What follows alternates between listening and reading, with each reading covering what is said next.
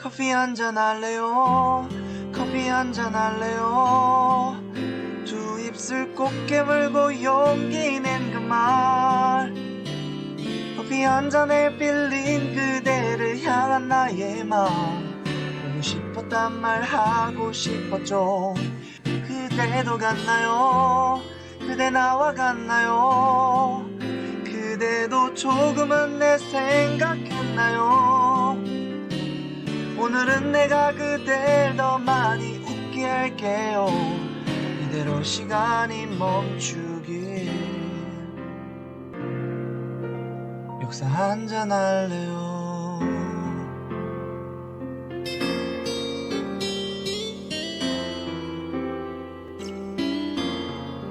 우철쌤의 역사 카페.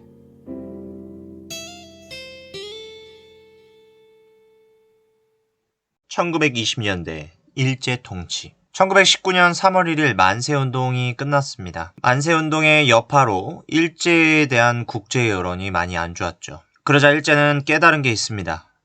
폭력적으로 하면 오히려 한국인들을 뭉치게 하는구나. 그래서 통치 방법을 변경하기로 결정합니다. 그래서 1920년대에는 문화통치를 시행하죠. 그래서 이러한 명령을 발표합니다. 정부는 관제를 개혁하여 총독 임용의 범위를 확장하고 경찰 제도를 개정하며 일반 관리나 교원 등의 복제를 폐지함으로써 시대의 흐름에 순응하라. 이러한 명령에 의해서 여러 가지 정책들이 시행됩니다. 그런데 여러분들이 아셔야 될 건 문화통치는 겉과 속이 다릅니다. 겉으로는 총독을 무관 출신, 군인 출신으로만 임명하지 않고 문관, 정치인들로도 임명할 수 있게 하겠다 했습니다. 하지만 실제로는 문관이 임명된 적은 한 번도 없습니다. 넘어와서 보통 경찰제를 시행하겠다 했습니다. 1910년에는 헌병 경찰제였는데 군인들을 담당하는 그런 경찰이 아닌 일반 경찰을 투입하겠다고 했죠. 그런데 이거는 눈속임인 것이 오히려 경찰서와 경찰관의 수를 늘려서 한국인들을 감시하는 눈을 더 늘렸습니다. 그리고 고등경찰제를 시행하는데요. 고등경찰제라는 거는 쉽게 표현하면 일반 경찰이 있고 이제 더 강력한 범죄를 담당하는 강력계 형사, 강력계 경찰들이 있죠. 이러한 강력 범죄를 담당하는 경찰들을 한국인을 감시하고 통제하는 데 투입을 시킨 겁니다. 그러니까 헌병 경찰보다는 약할지 모르겠지만 일반 경찰보다는 좀 더 강압적이고 폭력을 행사할 수 있는 그런 제도를 시행한 거죠. 겉으로는 보통 경찰제다라고 하면서요. 다음으로 치안유지법을 시행했습니다. 일본에 저항하는 그런 활동은 모두 탄압하겠다라는 법이죠. 그 다음 언론, 출판, 집회, 결사, 줄여서 표현인데 표현의 자유를 부분 허용하겠다 했지만 속으로는 신문 기사들을 모조리 검열하고 삭제하고 압수, 정관하는 등의 탄압을 했습니다. 제한을 두었습니다. 또한 교육제도도 겉과 속이 달랐습니다. 교육 기회를 많이 주겠다며 보통학교의 연한을 4년보다 더 길게 잡았고요. 학교도 더 많이 설치했습니다. 하지만 실제로는 한국인에게 고등교육, 대학교육의 기회를 주지 않았고요. 당시 학교를 가려면 돈을 내야 했는데 그 돈을 많이 책정해서 한국인들이 학교 갈 수 없게끔 했습니다. 사실 많은 숫자의 한국인들이 식민지 생활을 했기 때문에 부유할 수가 없었죠. 그렇기 때문에 학교를 보내는 대신 농사를 짓거나 일을 해야만 했기 때문에 학교를 갈 여윳돈이 없었습니다.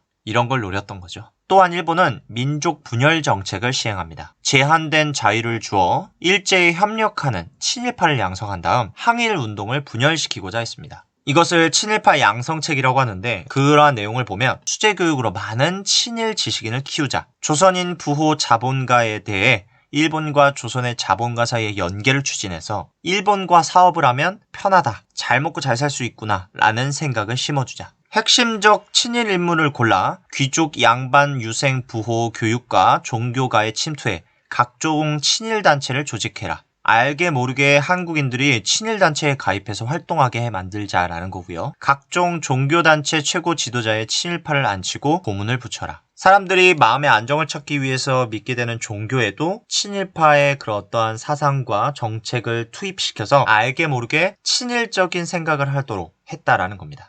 이렇게 알게 모르게 또는 인식을 해서 또는 세뇌시켜서 일제 협력자를 만들어 갔고요. 이러한 친일파들은 점차 일본이 준 자유에 취하게 되어 자치론, 협력론을 주장하게 됩니다. 일본이 우리에게 자유를 주었는데 해보니까 살기 좋더라, 편하더라. 이제 그만 우리 식민지를 인정하고 일본이 준 자유 안에서 우리들의 권리를 한번 찾아보자 라는 게 자치론 협력론입니다. 완전히 세뇌당한 거죠. 이를 위해서 지방자치제를 시행했지만 의결권, 어떠한 내용을 결정할 수 있는 권리는 없고요. 그냥 지방에서의 친일파를 만들기 위한 수단으로 사용됐습니다. 또 다른 정책으로 산미 증식 계획을 시행했습니다. 산, 생산하다, 미, 쌀미, 증식, 많이 쌀을 많이 생산하는 계획인데요. 이걸 왜 했는지 배경을 살펴보면요. 당시 일본은 공업화가 많이 진행되어서 죽는 사람이 줄어들고 태어나는 사람들이 많아 인구수가 폭발적으로 증가했습니다. 그러다 보니 먹고 살아야 하니까 쌀 수요,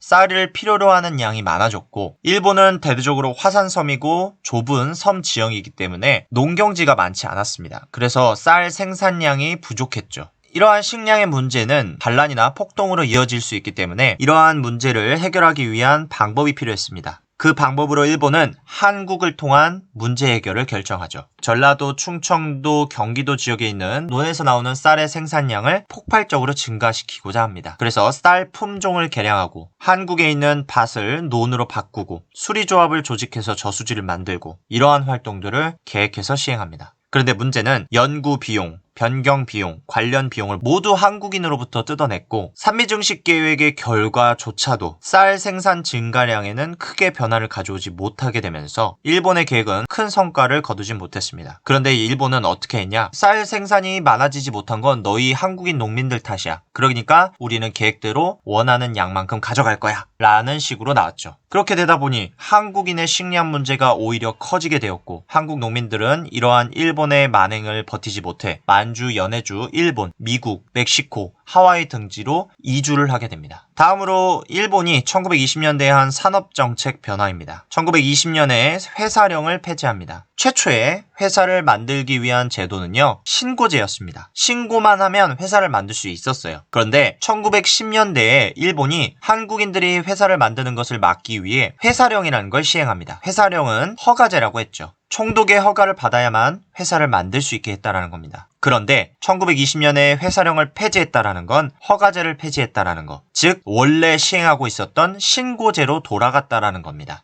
이거의 목적은 겉으로는 한국인들아 회사 만들어로 보일 수 있겠지만 속으로는 일본 기업들이 한국으로 진출하는 것을 자유롭게 하기 위해 한 거였습니다. 이걸 왜 했냐? 밑에 있는 이 1923년 일본 상품 관세 철폐랑 연결이 됩니다. 일본 기업이 한국으로 자유롭게 진출하여 일본 기업이 만든 상품을 관세 없이 팔기 위한 거였습니다. 한국인들은 대대적으로 살기 어려웠기 때문에 값싼 일본 제품을 울며 겨자 먹기로 사서 쓸 수밖에 없었고 이것을 위해 일본 상품에 관세를 붙이는 것을 철폐했죠. 관세라는 것은 값싼 외국 상품이 들어왔을 때 값비싼 한국 상품과 경쟁이 안 될 것을 보호하기 위해 외국 상품에 관세라는 걸 붙여서 같은 가격으로 한국 상품과 외국 상품이 경쟁할 수 있도록 하는 게 관세의 역할이었죠. 다음으로 1928년 신은행령을 시행했는데요. 이것은 일본의 한국에 대한 금융 장악을 위한 거였습니다. 이러한 식민 정책에 따라 성장한 도시들이 있었습니다. 목포와 군산인데요. 먼저 목포는요, 1897년 한국에서 네 번째로 개항한 항구였습니다. 일제강점기 때 일제는 이곳에 호남선을 설치해서 호남, 전라도 지방의 곡식을 목포항으로 옮겨 목포항에서 일본으로 이동시키는 역할을 이 도시에 맡겼습니다. 이후에 목포에서 목화 재배가 가능하다라는 이야기가 돌았고 실제로 목화를 목포에다 재배를 해보니 성공하게 되어서 이때부터 목포에 목화 재배를 강요했습니다. 그렇게 목포라는 도시는 성장해 갔죠. 다음으로 군산입니다. 군산은 1899년 개항을 했는데요. 군산은 예로부터 호남 지방, 전라도 지방과 충청 지방의 쌀이 모이는 곳이었습니다. 조선시대 같은 경우 이 군산항에서 모여서 이 쌀들을 서울로 보내기도 했죠. 일제는 바로 이러한 군산이란 도시를 그대로 활용했습니다. 호남, 충청 지방의 곡식을 군산항을 통해서 일본으로 옮기는 데 사용했고요. 이 군산 지역 주변에 토지가 많다는 것을 노리고 일본 농민들이 들어와 땅을 사기 시작했습니다. 그래서 이 군산에 많은 일본 땅 주인들이 발생했죠.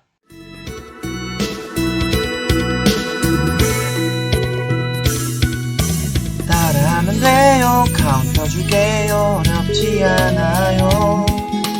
단순하긴 해도 힘이 될 거예요. 행복의 주문 하나 둘 셋 넷. 행복해져라 행복해져라 행복해져라 행복해져라 행복해져라 행복해져라 행복해져라 행복해져라 사람도 지친 사람들도 행복해져라 행복해져라 행복해져라 행복해져라. 이번 영상은 여기까지입니다. 우리는 다음 영상에서 다시 만나도록 합시다. 바이바이.